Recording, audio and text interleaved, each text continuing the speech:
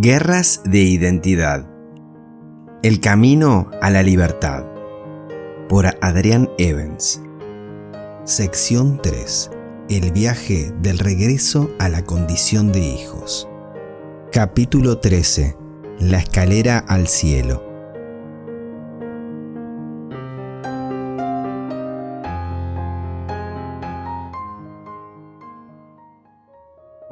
Los días se acortaban y estaban más frescos.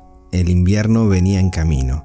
Era tiempo de acumular la pila de madera para alimentar la chimenea durante el crudo invierno que pronto descendería sobre el feliz vallecito. El hombre de la casa estaba ocupado cortando leña cuando vio, con el rabillo del ojo, un par de zapatitos.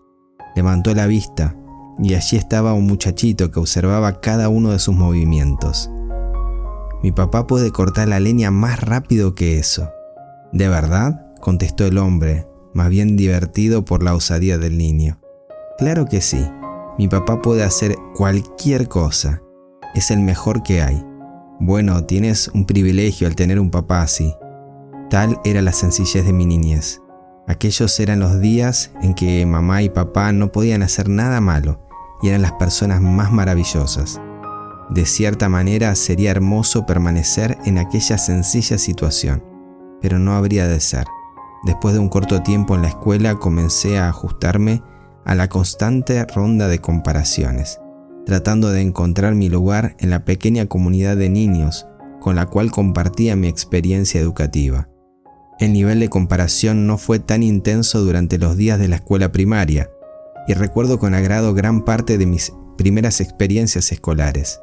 Muchos trabajos manuales, juegos y actividades, en general era muy divertido. Pero hubo veces en que el futuro se acercó, y yo experimenté el sabor agridulce del reino Duracell. Cuando tenía 7 años de edad, mi familia se mudó a un nuevo lugar, y pronto tuve que ubicarme dentro de un nuevo grupo de niños. Hice amigos rápidamente, pero también me encontré con algunos chicos desagradables. De niño, yo era de contextura bastante robusta, y un par de chicos flacuchos decidieron que aprovecharían el hecho de que yo estaba un poquito más rellenito que ellos. Gordo, el gordo Albert y Cochino son algunos de los nombres que recuerdo. Fue una horrible experiencia que muchos hemos vivido en la niñez. Esto ocurría día tras día. El enemigo de las almas estaba usando a estos muchachos para destruir mi sentido de valía. Una mañana mientras iba a la escuela decidí que ya no quería saber más nada. «Mamá, no voy a salir del auto, no voy a ir a la escuela». «Por supuesto que irás, hijo». «No, no voy». A la entrada había aquel amenazante par vigilando como buitres para atacar a la presa. Mamá abrió la puerta y trató de hacerme salir. Los pocos minutos siguientes fueron bastante intensos. Pateé, grité, di alaridos y me aferré a mi asiento. ¿Era este simplemente el caso de un típico niño malcriado? Quizás, pero cuando te están destruyendo tu sentido de identidad, tomás algunas medidas desesperadas para salvarte. No recuerdo exactamente lo que sucedió después, pero recuerdo que las intimidaciones terminaron. Esto fue una muestra real de lo que vendría más adelante. La crueldad manifestada en los niños es el resultado crudo y desenfrenado de los principios del reino comparativo de Satanás en acción. Podríamos quedarnos pasmados por el descarado egoísmo e ingratitud de los niños. Pero, ¿mejoran estos rasgos a medida que crecemos? No. Como hemos aprendido, nadie sale de este reino sin la ayuda del Hijo de David. Al crecer simplemente nos volvemos más astutos y refinados. Para cuando cursaba la secundaria ya estaba bien programado.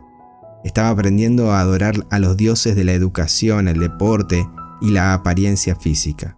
Quería adorar al dios del dinero, pero no tenía empleo.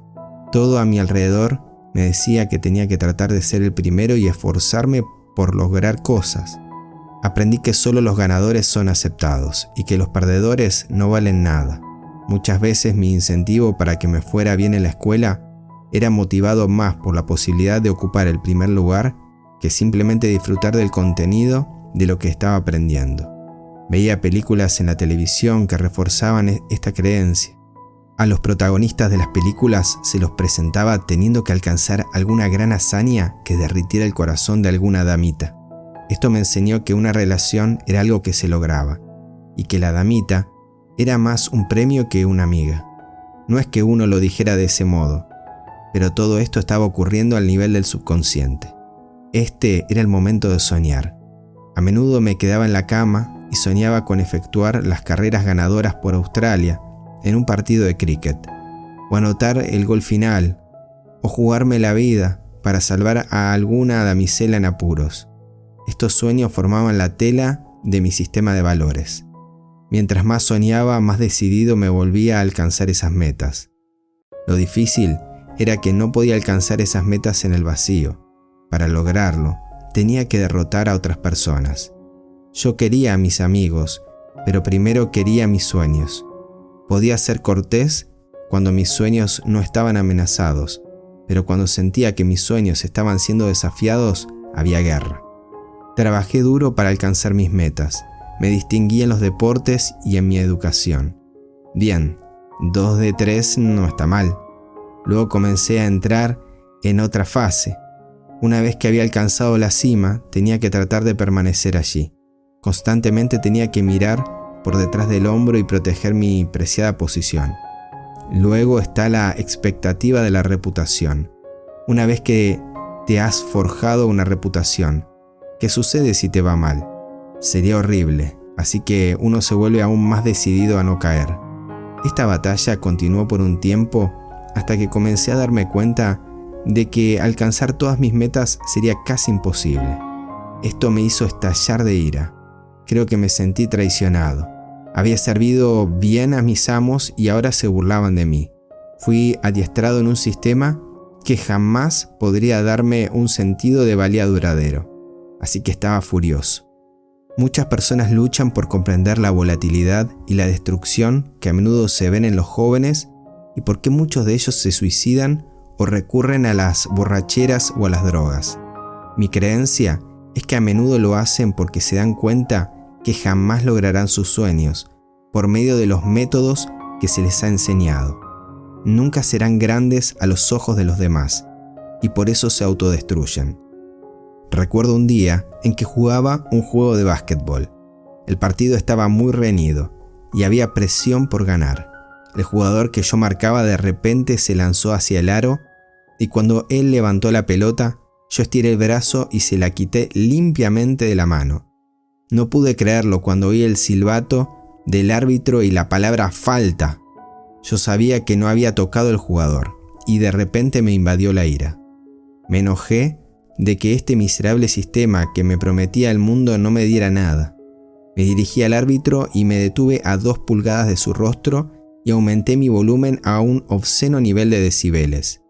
Algo se quebrantó dentro de mí y no me detuve. Fui prontamente expulsado de la cancha y de la competencia. Cuando me alejaba, estoy convencido de que Dios me habló. Me pregunté, ¿qué pasa contigo, hombre? Realmente perdiste los estribos allí. Estás perdiendo el control.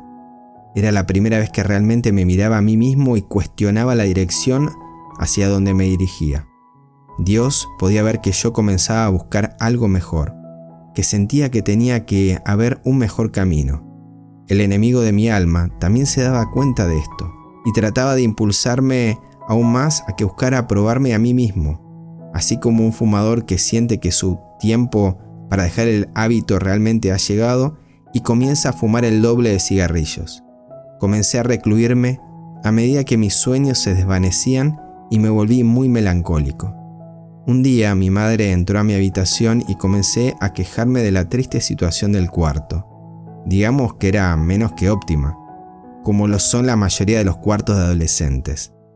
De pronto me molestó que ella hubiera entrado a mi espacio y me estuviera dando órdenes.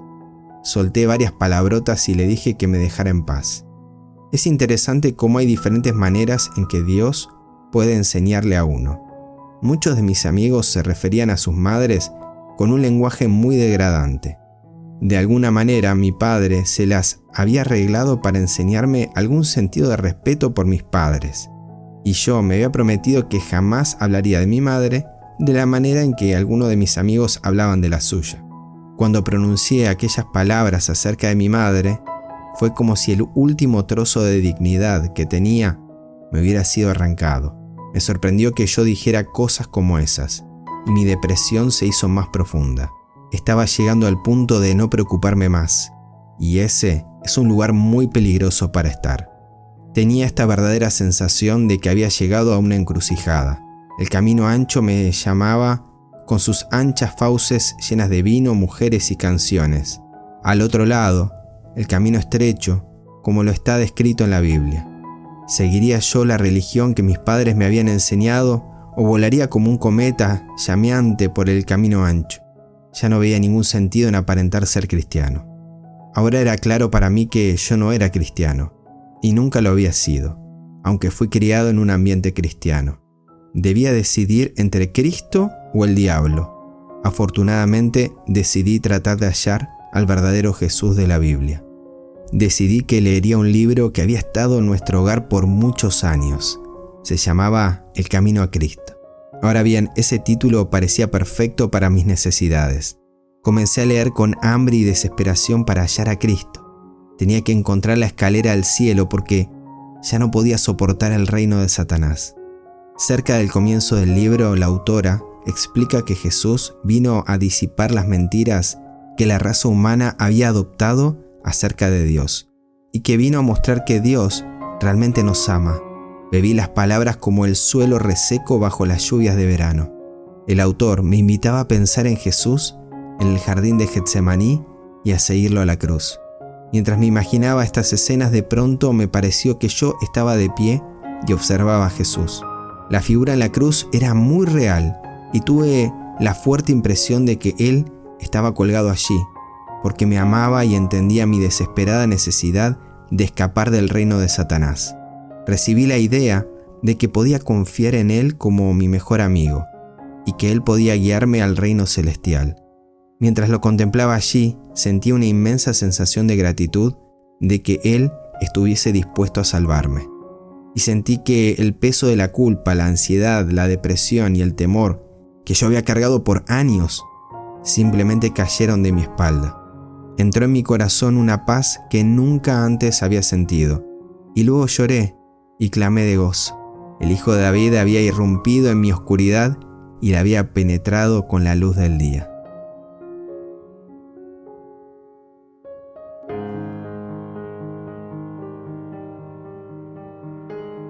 Hasta aquí compartimos contigo el audiolibro Guerras de Identidad de Adrián Evans. Para descargar el libro en PDF o en audio, te recomendamos ingresar a www.maranatamedia.net. Gracias por escuchar hasta aquí y que Dios te bendiga.